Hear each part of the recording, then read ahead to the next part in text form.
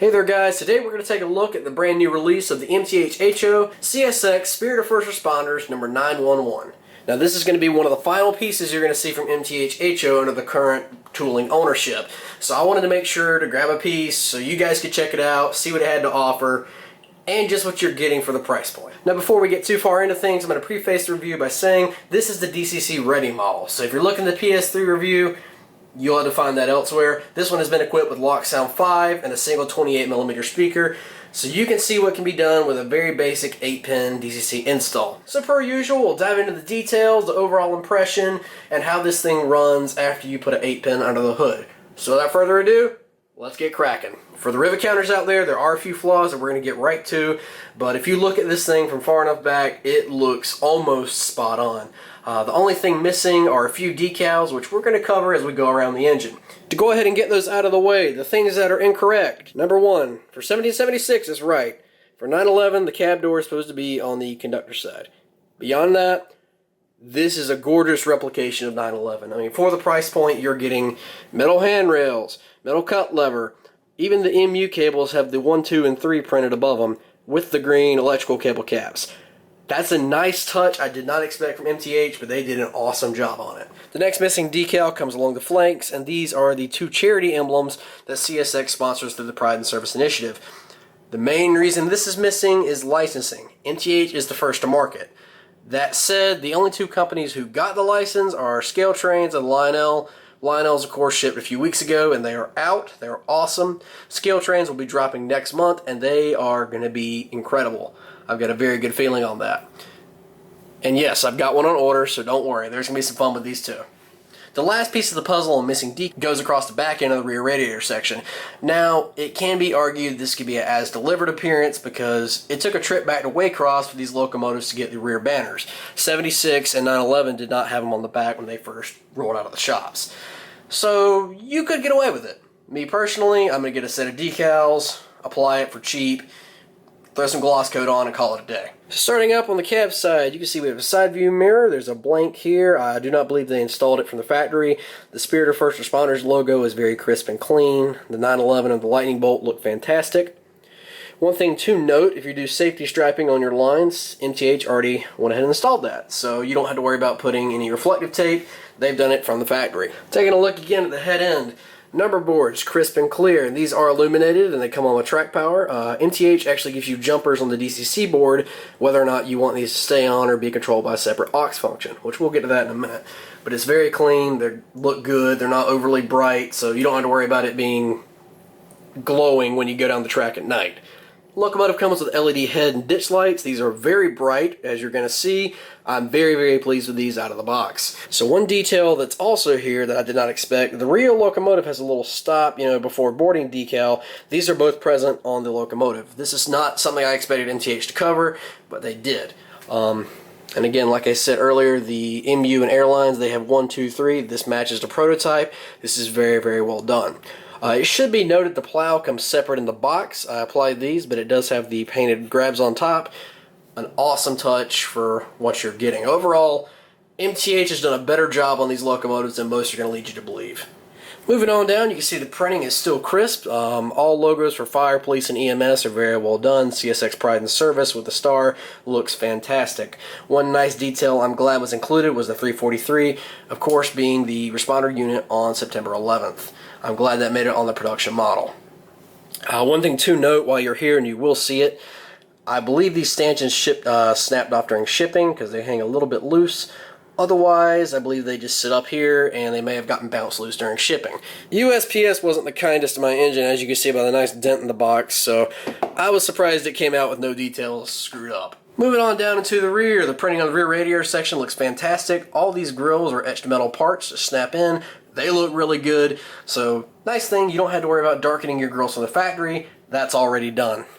Coming back to the rear of the engine, anyone who's told you these locomotives aren't that good hasn't looked at the latest offerings. I mean, look at how much you're getting from factory. Separate knuckle on the end. All the MU and airline cables are good. Scale KD coupler, gone are the proto couplers, so they'll actually stay together. The electrical cable with the prototypically correct green end caps. MTH did a nice job on decorating this from the factory. I didn't expect them to go this far on the HO release. I saw the Rail King when they first shipped, and I knew they were missing a few decals. That's to be expected, being Rail King, but the HO is pleasantly surprising. So while we're on engineer side, we're just going to do a nice broadside pan. So coming back through on this side, the story is much the same. Everything looks really crisp and clean on the printing. The detail looks really good. The only thing you're going to notice if you look real close are some handrail chips. This is my fault. I snipped the paint a little bit when I was pulling the handrails off to do the Loksound install. Fuel tank details really well done. They actually have decals on the air tanks, sight glass, shutoff switch. Everything's really well done here. So just to wrap up on the front side of the cab, everything again is really clean and crisp. I'm very happy with this. When you look closely at the details, I mean, to go over the battery boxes, the printing's clean on the stripes, the builder's decal's accurate. It looks really good for the money, and again, I keep going back to it. MTH, we all figured was either going to get it mostly right or something's going to be a little screwy. But to go out on a note like this is not a bad offering at all. So there you have a brief overview on detail and printing. Overall, I think this is a really nice attempt by MTH. Now, we all know what's coming next month. Obviously, Scaletrains is coming out with theirs, and that is going to be, to borrow their tagline, the definitive ES44, and I'm really looking forward to it. But I've always had a soft spot for MTH. Their Gevos, I love my 2010 to death, as you guys saw on the Broadway versus MTH video. Really happy with that. The DCC Ready model, I'm pleased to say for the price point, and I know I've been talking about that, has been really good. I ended up paying, with a coupon for model train stuff after shipping, about $1.62. I think street price beforehand was like $174, $175. You're still coming out on top compared to what's going to be out there for this amount of detail and decoration. If you really want it accurate, of course Scaletrains will be coming out next month. That's going to be phenomenal. But at $300 for DCC sound, fully loaded, it's hard to justify a complete set of locomotives, as was my case. One thing I wanted to cover while I've got the locomotive here, and something you might not realize, MTH has finally gone the way of Bowser and done this screw mount chassis. So Bowser and Atlas have both been doing this for a while. You're not going to get any chintzy packaging with this locomotive. It was screwed down to the base. It was very secure. Again, the only part loose was that radiator section when it got boinked by the Postal Service. That's it. Everything else arrived really good shape. In terms of getting the shell off for DCC install, that's where it gets a little tricky, but I'm not gonna lie, I got this shell off after you get the rails and everything detached easier than a Kato locomotive. And again, the trick, if you decide to do this route, the best way to go about popping the shell off is to take a flathead screwdriver or an X-Acto, and there are little tabs right behind these rear wheels, so turn your trucks, pop the tabs, push out towards the shell, and it'll slowly click and lift away. You got to be patient. This was easier on this locomotive. I don't know how well the DCS will do, but this was really easy to do on the DCC Ready. Under the hood too, it's got an 8-pin interface. There's plenty of room under the hood for your sound decoder of choice. The speakers, of course, are fuel tank mounted 28mm. I've got a single one mounted here up front, and it sounds really good. That said, on the note of sounds and operation, we're going to put this thing down on the test track for a minute so you guys can hear what it sounds like with a base Loksound file with a couple modifications. Alright, so apologies in advance. This is not the most intricate test track in the world, but it's going to get the job done great for our purposes. Now, again, if you missed it earlier, this locomotive has been equipped with a Loksound V5, just a basic 8-pin install with a single 28mm in the front part of the fuel tank. So track power applied, all the lights are on, you can see everything's really nicely lit. We'll do a head-on view just so you can take a look. Yeah, you won't have any issues of light pipes or overly dim lighting here. This is very well done. Again, one thing to note on this locomotive, if you do an 8-pin install, the ditch lights will not flash. There is some circuitry inside with the DCS remnants. Basically, you got to go in, split some connections, and then put it on your aux outputs for each ditch light. I didn't really feel like going through all that with a brand new locomotive, so I'm okay with the ditch lights not flashing. Alright, so we're going to go through a few sounds real quick. Here's the bell. And it should be noted I've turned some of these volumes up and down, so you can kind of tweak it as you want. Here's the default file, RS5T.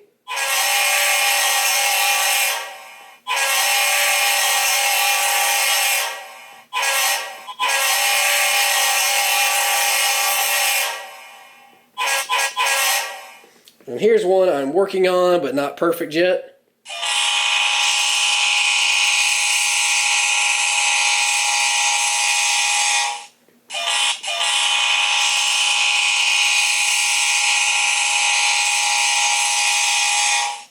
So that one I screwed up something with the looping, so it's playing the full blast instead of the nice long and short.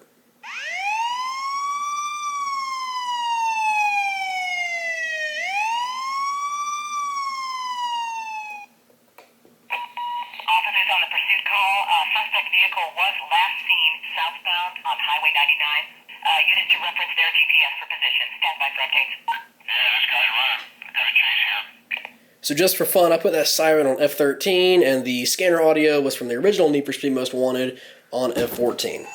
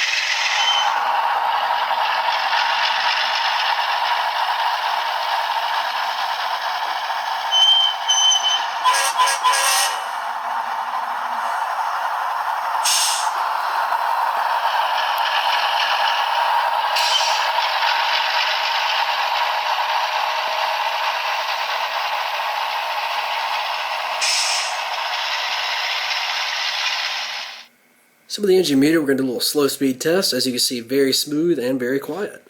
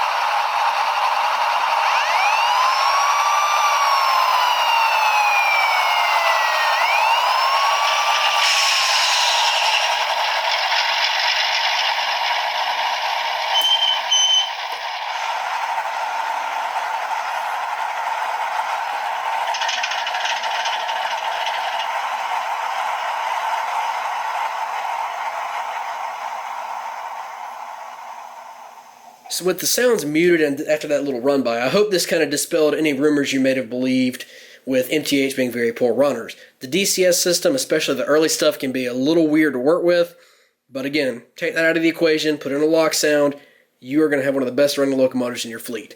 The only scrubbing you heard, I think that's my fault, with the speaker wire was scrubbing the flywheel just a little bit. So for my final thoughts on this locomotive, I think MTH did a really nice job. This will be the solid mid-tier 911, and I say that because obviously Scaletrains is going to be top dog. We all know that without question. That's going to be a phenomenal locomotive when it launches.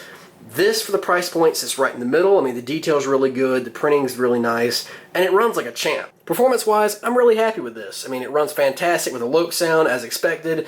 The MTH guts already are good. I mean, in the first runs, they were using can motors. That was something Brass used. The drive line's smooth. This is much quieter than some of my Athearn Genesis locomotives, and it will outpull them tenfold. So, under the hood, this is not a bad engine. Do the DCS components hold it back for compatibility? Just a little bit. But beyond that, if you take the route like I did, DCC ready, put a Loksound in, you are going to enjoy this locomotive very much so. And on the bottom of the tier, of course, will be the Walthers mainline, because that's going to be, you know, very simplified, lacking the details, good drivetrain and weight, but you're going to have to do a little work to it to get it where you want. But if you want a very good, easy representation to give as a Christmas gift, or if you're a first responder and want one, I recommend the MTH. It's going to look great, it's going to run good, and if you want to add all the decals, you can do it easily. So thank you guys again for watching. I hope this is informative in your buying decisions, or if you were just curious and wanted to see what MTH brought to the table, I hope this is the video for you. So thanks again for watching, and I'll see you next time.